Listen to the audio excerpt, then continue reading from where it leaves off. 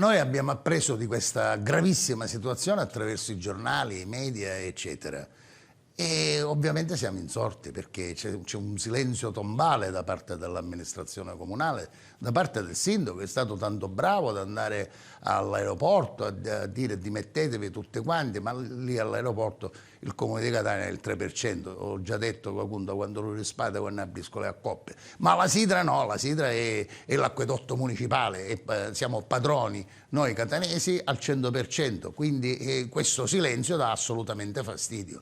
La gente è esasperata perché io credo che l'acqua sia più importante della luce e di ogni altra cosa, proprio un elemento essenziale per la sopravvivenza. E c'è gente che sta male, molto male, quindi domani andremo sui luoghi, penso che verranno persone dei quartieri. Noi vogliamo sapere esattamente come stanno le cose, perché la gente soffre perché da tanto tempo senza acqua.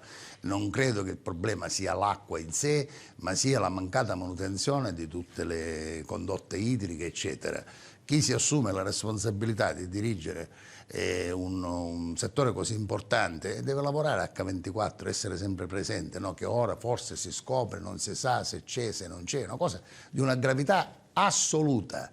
Come tante cose gestite politicamente, dove ci sono io le chiamo le spartitocrazie, accadono queste cose e poi però se c'è un problema grosso si chiama un generale, vedi in Emilia, per cercare di sistemare la situazione, oppure quando è stato per il Covid, ecco lì poi si arrendono i signori politici e chiamano il generale e vabbè, facciamo venire un generale all'aeroporto, facciamo venire un generale alla Sidra, il problema si deve risolvere.